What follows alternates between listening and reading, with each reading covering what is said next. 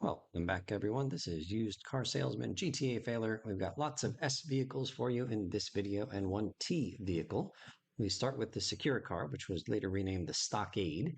I'm going to say it's got one fixed spawn, but as far as I know, it's not possible to get into this one right here on the Western Island.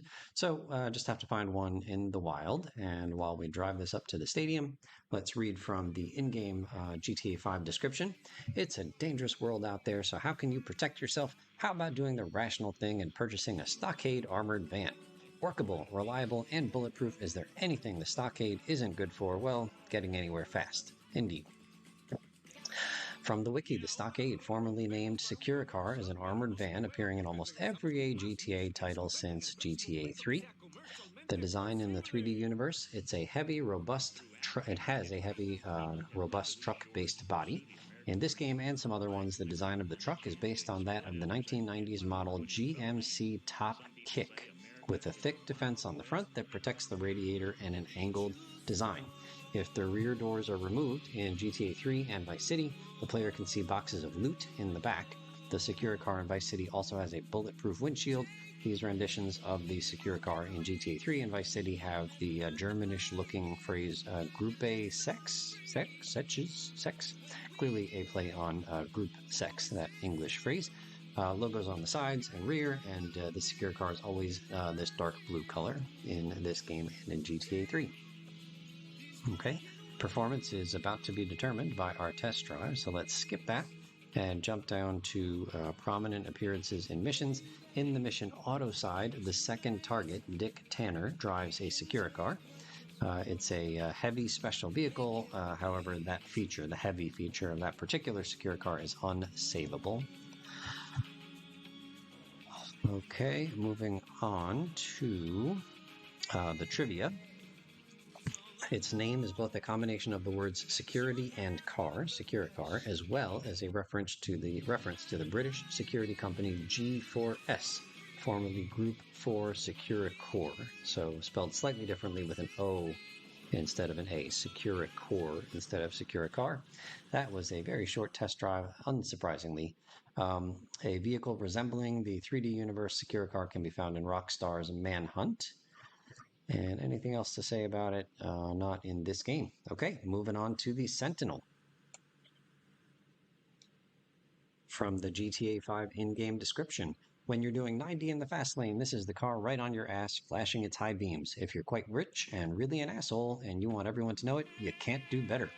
From the wiki, the Sentinel is a recurring series of executive cars featured in the 3D and HD universes with the exception of Chinatown Wars. 3D universe design, it's depicted as a mid-size luxury four-door sedan based on various BMW sedans, with differences in design cues reflecting the game's respective time periods. Here in Vice City, it's based on the BMW 5 Series E28, but with the square sealed beam headlights that were common in the 1980s, and a low-profile body kit resembling those seen on M variants of the E28 and E30. Continuing to read now about its performance. With a sturdy engine in all its appearances, the Sentinel has a decent top speed and acceleration despite its heavy weight. The car handles well. It comes with good drifting properties, although its rear-wheel drive layout sometimes leads to oversteer and tail spins. Okay, good enough. Continuing to drive on up to the stadium, we'll take a look at the prominent appearances in missions. In the mission Jury Fury, the Sentinel is one of the two cars that has to be smashed with a hammer. In the mission Death Row, one Sentinel is used to block the junkyard's entrance. After rescuing Lance, another spawns that can be used to go to the destination. In the mission Bar Brawl, a Sentinel spawns that can be used to go to the bar after leaving Vercetti Estate. In the mission Copland, a Sentinel spawns that can be used by Tommy and Lance to go to the destination after leaving Vercetti Estate. In the mission Psycho Killer, the aforementioned Psycho Killer that wants to murder Lovefist flees in a Sentinel, and Tommy has to chase and kill him. In the mission No Escape, a Sentinel spawns outside the police station that can be used to flee. In the mission Recruitment Drive, Tommy kills Candy Sucks' agent friends that are fleeing inside a Sentinel. After leaving the Well-Stacked Pizza, if the player doesn't have a four-door car, then they can use a Sentinel, which is parked across the street. In the mission Hit the Courier, there are 3 Sentinels parked at the docks. 2 are red, and the one between them is black, which the courier uses to flee after arriving by helicopter. In the mission The Driver, Tommy has to drive a Sentinel, although you can get out and switch to another vehicle once the race starts. And then finally, the Sentinel is one of the 24 required vehicles at the Sunshine Autos for the import garage. Yeah, a lot. 1 Vic spawn for the Sentinel, but that's got to be the vehicle that appears in the most missions in this game. Whole bunch of missions. Had no idea it was that common throughout the Vice City missions. Okay, moving along to the trivia. The names of 3 Ubermacht vehicles may be references to the movie The Matrix. So Ubermacht is a car manufacturer in the HD universe. So anyway, it says 3 Ubermacht vehicles may be references to the movie The Matrix. The Oracle is a reference to the computer program that helps humans fight the machines. The Zion is a reference to the last human city. And the Sentinel, look out, is a reference to the machines the humans are at war with, the Sentinels. Cool. The vehicle takes its name from the Middle English slang term sentinel, which means to watch over or guarding. Oh, goodness. This is likely a reference to the pop culture that BMW cars are a stereotypical vehicle for wealthy people, bodyguards, and gangsters. Okay, fair enough. The Sentinel does have a variant that we'll see next in this video. That's the Sentinel XS in GTA 3, maybe in Liberty City Stories as well. There's the Mafia Sentinel variant. In some other games, there's also the Sentinel Classic variant, and then also something called the Sentinel Tuning Division. I have no idea what that is, but it ain't in this game, so we're skipping it. Stuff is exploding all around. I've got no tires that are working, but this Sentinel came to play today. Holy cow, it made it. Nice job, Sentinel. Okay, so next up is the Sentinel XS. This is another successful trip to the lighthouse for this vehicle. And we'll read from, let's see, oh no, that's the same thing. All right, so from the wiki, the Sentinel XS is a vehicle appearing as a tuned 4-door sedan in Vice City Stories, and also as a 2-door coupe in GTA 5 and GTA Online, manufactured by Ubermacht, like we said. That was the company that made the Sentinel in the HD Universe games. Okay, the Sentinel XS is a modified version of the regular Sentinel, being suggestively based on the BMW L7 and BMW M635 CSI, the high-performance luxury version of the BMW E23 7 Series and E24 6 Series, respectively. In Vice City, it shares many characteristics with the standard Sentinel, but features a small hood scoop, rear louvers, and a small spoiler. Yes, you can see the things on the rear window there. I guess they're called louvers. And then there's some stuff about the Sentinel XS in other games. We don't care about that. The Sentinel XS has just this one fixed spawn right here in the parking lot by the airport. We'll drive it from here over to the stadium. And reading from the performance, the Sentinel XS possesses superior acceleration, braking, and handling abilities compared with the normal Sentinel. It's a rear-wheel drive vehicle, but is far more stable in turns than the normal Sentinel and other rear-wheel drive cars, and is far less prone to oversteer. The stability may be attributed to the spoiler-induced downforce that keeps its rear wheels from losing traction, which may in turn be the reason behind the slight to moderate understeer experienced in the Sentinel XS at corners. Oh, look at all this physics we're learning today, kids.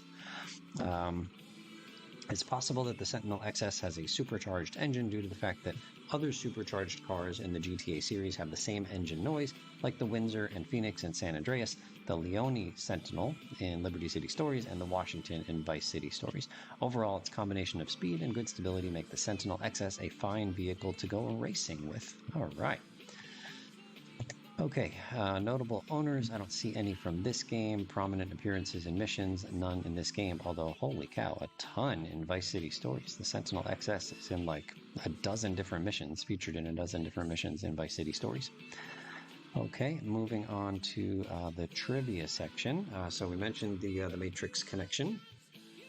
Again, this is called the Sentinel XS, and the wiki points out that XS, those 2 letters, also sound like the word excess, E-X-C-E-S-S, which may be a jab at BMW or any other luxury sport marquee drivers who buy their sport-tuned cars overloaded with driver aids and luxury features. Yeah, so the Sentinel XS is taking things to excess. Although the Sentinel XS did not make an appearance in GTA 4 or the episodes from Liberty City, the Sentinel, its base model, can spawn in a modified form complete with XS badging, but is not counted as a separate vehicle in those games. Okay, and here in Vice City, if the player has an MP5 while driving a Sentinel XS, the weapon may stick outside of the driver windshield. Really? Like in general? I don't think I've ever seen a weapon stick out of the driver windshield in Vice City at all. Any weapon in any vehicle. That's interesting. The MP5. Okay, so making our standard drive over to the lighthouse, or at least as close to the lighthouse as we can get.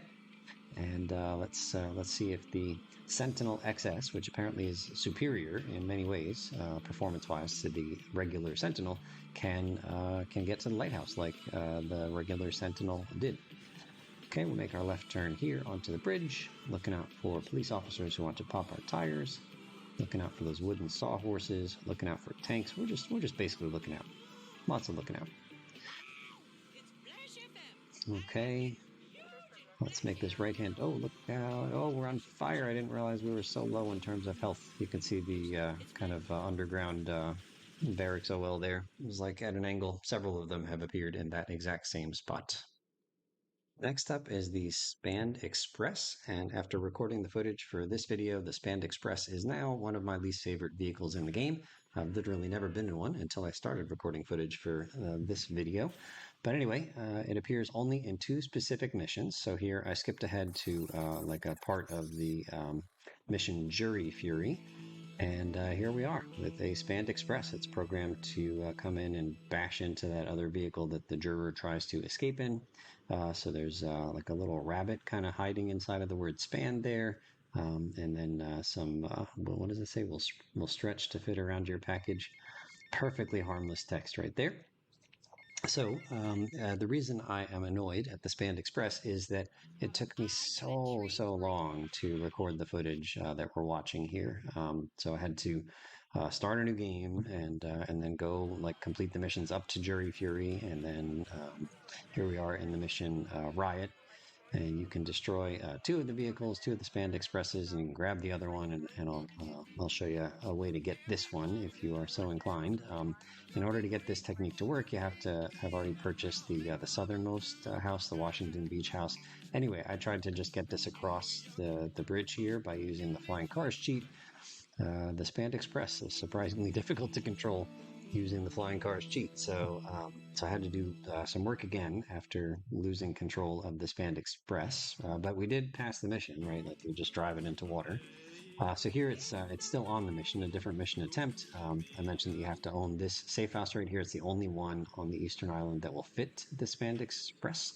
So with the vehicle in the garage, we're going to destroy it in order to pass the mission, but then we'll just let the garage door close, and then that will heal the Spand Express. And so now we have the Spand Express in our garage, and I think we're going to try the Flying Cars cheat code again, and we smacked it in, we get off the ground and right into the water.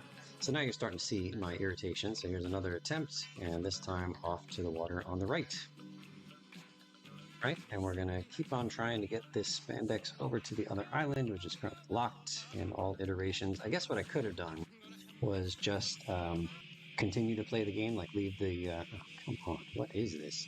Leave the Spand Express in that garage that I showed you, and then just like play a bunch more missions until we got all the islands unlocked, just so that I could get over to the stadium and start my attempt. I think ultimately I just bailed out and decided to start at the lighthouse, even though I couldn't get over to the stadium. I didn't expect the Spand Express to make it all the way there. So here we are, starting our 5-star attempt, because I did get something. I did get Starfish Island unlocked in this save file, but not the Western Island. So 5 stars is the maximum. It turns out to be plenty. The Spand Express is not great.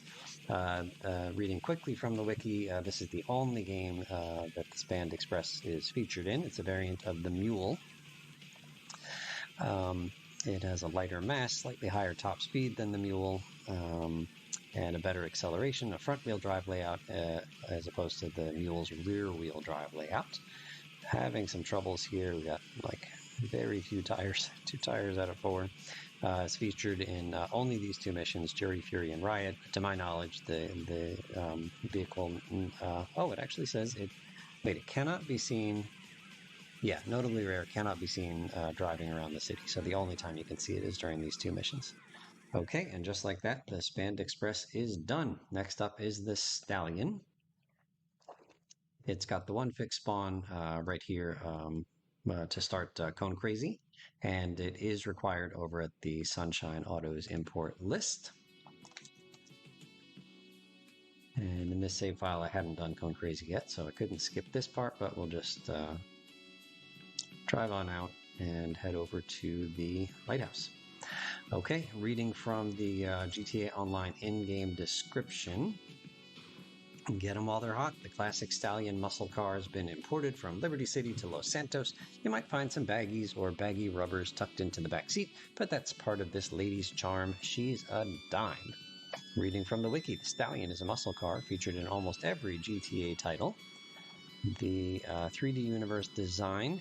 The Stallion appears to be based mainly on the 1969/1970 Oldsmobile Cutlass, also the Oldsmobile 442 in the front end, while the back end is closer to the 1970-72 Cutlass. The hood scoop seems to have been influenced by the 1968-1970 Pontiac GTO, which is a platform mate of the Cutlass.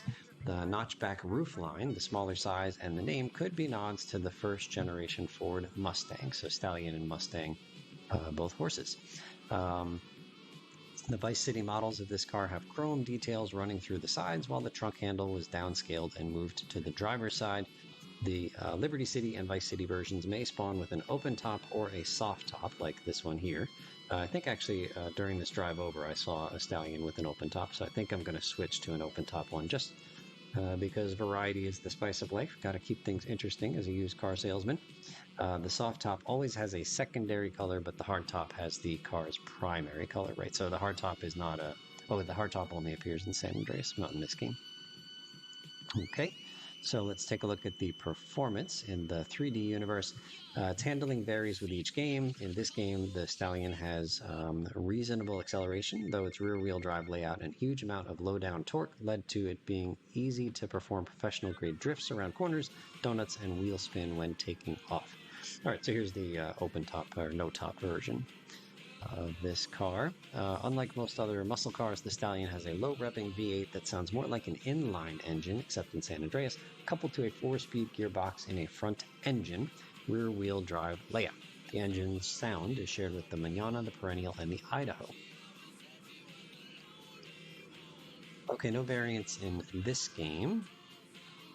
Prominent appearances in missions. Let's see here. In the mission Rub Out, before entering the Diaz mansion, Lance meets Tommy after arriving with a Stallion carrying 2 M4s inside the trunk. And as mentioned, the Stallion is required over at Sunshine Autos. And so we're finally just about at the stadium here. Notable owners, Lance Vance in this game, Victor Vance in Vice City Stories, and then some other folks in other games. Okay, we'll move on to the trivia section. The Stallion name, when first adopted in the first Grand Theft Auto game, appears to be a play of the Ford Mustang name. Both names refer to equestrian terms for horses that are not fully domesticated. A Mustang, in real life, is a free-roaming feral horse of the North American West that first descended from horses brought to the Americas by the Spanish, while a Stallion, in real life, is simply a male horse that has not been neutered, castrated, or gelded. A version of the Ford Mustang called the Stallion Special was sold exclusively by Mainway Ford in 1967. The Stallion is the longest surviving car in the GTA series and also one of the most frequently featured civilian cars in the series, appearing in 9 out of 12 GTA games. The exceptions being the 2 GTA London expansion packs and GTA 2 and GTA Advance, although the Diablo variant appears in GTA Advance. Even though the Stallion does not appear in GTA London 1969, the Crappy, C-R-A-P-I, is sometimes referred to as the Stallion's British variant. Both cars are based on Ford's famous muscle car models. The Stallion Has also made cameos in multiple games produced by Rockstar. It appears in Manhunt as a burned-out wreck. It appears in The Warriors as the cars on the streets that the player can steal radios from. And then a black stallion with a flame paint job, similar to a Diablo stallion, appears in Bully in Shop Class. Okay, looks like there's a glitch in GTA 3 affecting the Stallion. The Stallion is one of the earliest in-game cars to be featured on a box art of a GTA game, appearing in several versions of GTA 3 cover art. All right, making our way across the bridge, slipping and sliding. Do we have any messed up tires, or is this just, I think it looks like it's just the normal slide of the Stallion. I find it to be quite slippery. If the rear bumper detaches, the tail lights will still function. That doesn't sound right. In Vice City, sometimes when leaving a Stallion and starting a mission with an in-game cutscene, the Stallion will transform into certain other vehicles, like an Idaho or a Perennial. That is just weird. Okay, and then there's some glitches and stuff for other games, and then some variations in other games. There's the Burger Shot Stallion, I guess in San Andreas and maybe some other titles. The Sabre is a similar muscle car appearing in most GTA games. The Sabre Turbo, we've already talked about that as well. Then in GTA 5, there's something called the Dukes, which is another similar muscle car. And in GTA 4, the Tampa, a similar muscle car. All right, but the most important thing to know about the Stallion is that it succeeded in getting to the lighthouse during our test drive. Nice job, Stallion. Up next is the Stinger. It has one fixed spawn and is required in the Sunshine Autos import list. And let's take a look at the one fixed spawn. You need to somehow get over this fence because the gate is locked. Easy enough to do. And then to get the Stallion out, to get the Stinger out, we will take that ramp that you might have seen off to our right when we hopped the fence. Okay, from the in-game description, I think from GTA 5, reading about the Stinger. First manufactured in 1960, the Stinger quickly became a car synonymous with the hard-living Vinewood playboys of the silver screen. Literally, hundreds of impressionable young starlets got drunkenly deflowered against their will on the hood of this beauty and then later ended up with a face through the windshield. That is all kinds of wrong. $1 million buys you more than just a used car without power steering. It buys you a piece of history. The interior still reeks of bourbon and cigarettes. From the wiki, the Stinger is a two-door sports car which first appeared in the classic GTA, the original Grand Theft Auto game, and recurred throughout the series in different forms and designs. Let's go ahead and read the design in the 3D universe from the Vice City website. What a great car. Always wanted one of these. Okay, so in Vice City, the Stinger resembles a 1968 to 1973 Ferrari Daytona Spider, an apparent homage to Sonny Crockett's Ferrari Daytona Spider replica, in yet another reference to Miami Vice. The front of the car leans towards a wedge-shaped profile, while the rear assumes a more generic design, with split bumpers and square-shaped lamps. It is only available with an open top, and spawns in a variety of single colors. I actually wish I would have read this open top line here before I made the footage for this Stinger, because I drove around for like 10 minutes. In my head, I would swear I've seen this thing with a top, and so I looked around for like 10 minutes trying to find one just to show you both the open top and the included top, and it turns out I was looking for something that doesn't exist. Okay, moving on to the performance in the 3D universe. The Stinger is amongst the fastest and best handling cars in Vice City. The Stinger features a front-wheel drive drivetrain, which may be unusual for a high-end sports car, but it allows the car to be more stable during hard acceleration and turning than the rear-wheel drive drivetrains in some other sports cars, especially in rainy conditions. This attribute, along with the lack of understeer of the car, makes the Stinger ideal for racing. The only flaw occurs when one uses too much handbrake during turns, which will cause the Stinger to oversteer and overswing its rear end. Okay, I don't see any variants in this game, although there are like 5 variants in other games. That's pretty cool. Notable owners, none that I recognize from this game, but Victor Vance in Vice City Stories. Prominent appearances in missions. So in the mission Shakedown, the game gives the player a Stinger to go to the mall after leaving Grissetti Estate. Oh, we've got no rear tires here, gang. We're struggling. Struggling tanks. Tanks! Woohoo! I wasn't scared. In the mission Cannon Fodder, a stinger blocks the Haitian's alley. The vehicle is unobtainable as it will explode once the player enters it, though it can be destroyed to kill some Haitians. And as I mentioned, it's required in Sunshine Autos.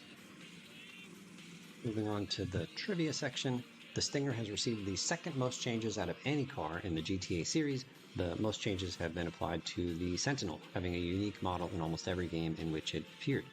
Aside from the fact that the Stinger in Vice City is based on Sonny Crockett's Ferrari from Miami Vice, several other references to the car from the TV show are present in the game. Sonny Crockett used, in the first season of the show, a boat named Chris Craft Stinger 390X.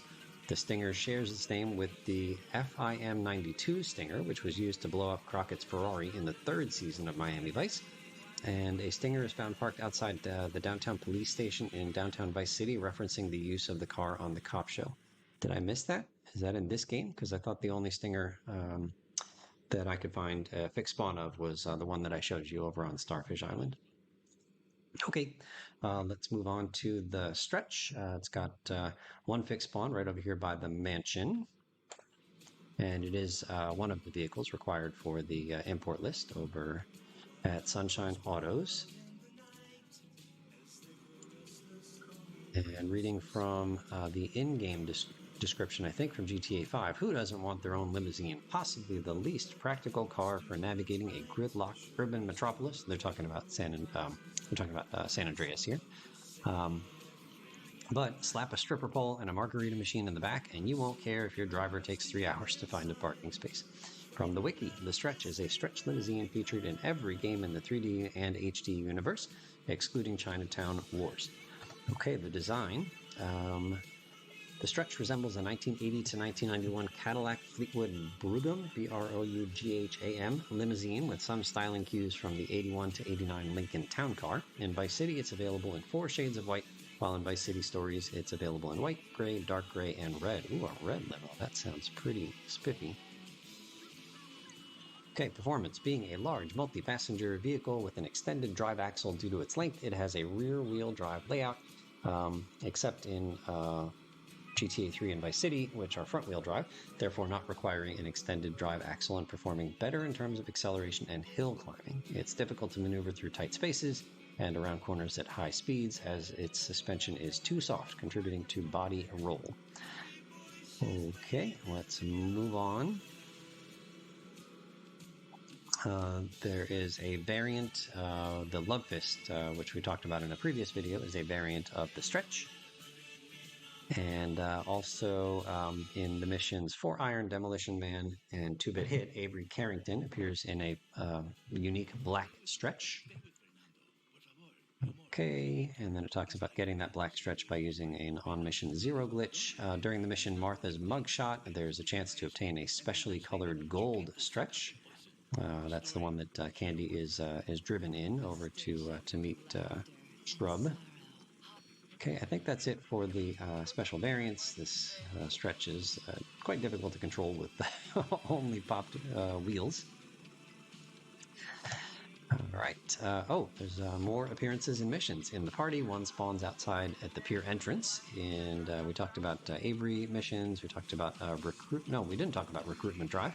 Candy's Golden Stretch briefly appears during the mission with her, the agent, and Tommy, and then drives off shortly after. We talked about Martha's Mugshot, and then in the final story mission, Keep Your Friends Close, 3 Stretches can be found outside Versetti Estate after the final cutscene. They kept spawning Mafia from them unless destroyed? What? Oh, I guess during the mission. I don't quite get that. And I think I mentioned that the Stretch is required for the Sunshine Autos import list. Awesome. Okay, so our final vehicle for this video is the Taxi. Surprisingly, has no fixed spawns, although you'll see one right here in front of me. This is why I slowed down. I was like, wait, is that a fixed spawn for the Taxi? But it's not. It happened to be a Taxi right now, probably more likely because I'm in a Taxi, but it's not always a Taxi, so I can't call that a fixed spawn for the Taxi. I actually had a devil of a time finding a Taxi. I thought they were like really super common in Vice City. I found lots of cabbies and lots of coffin cabs, but it took me a while to find this Taxi. Okay, reading from the in-game description, I think from GTA 5, looking to solidify your car with the Downtown Cab Company? Then invest in your very own taxi cab and buckle up for reviews like, quote, noisy engine, but the vibrations are fun, 3 out of 5. Why does it smell like cured meat, 2 out of 5. And driver blasted rebel radio, ran red lights, and flipped the bird at anyone within 20 feet, 5 out of 5, would recommend. Okay, from the wiki, the Taxi is a 4-door sedan-based taxi cab featured in almost every GTA title in the series. From the 3D universe, the design section here says the Taxi is a Ford LTD lookalike. It is only seen with the traditional taxi sign and spawns in a yellow primary color for the main body with shades of gray secondary colors for the bumpers. Vice City Stories has some different color options available as we make our way down to hopefully the lighthouse, or as close as we can get. Performance in the 3D universe. The performance in these games may be described as all around average, with moderate speed, moderate acceleration, light construction, and moderate endurance, capable steering, and stable cornering. All traits which are helpful during taxi driver missions. The Taxi is generally an acceptable vehicle to drive. Okay, fair enough.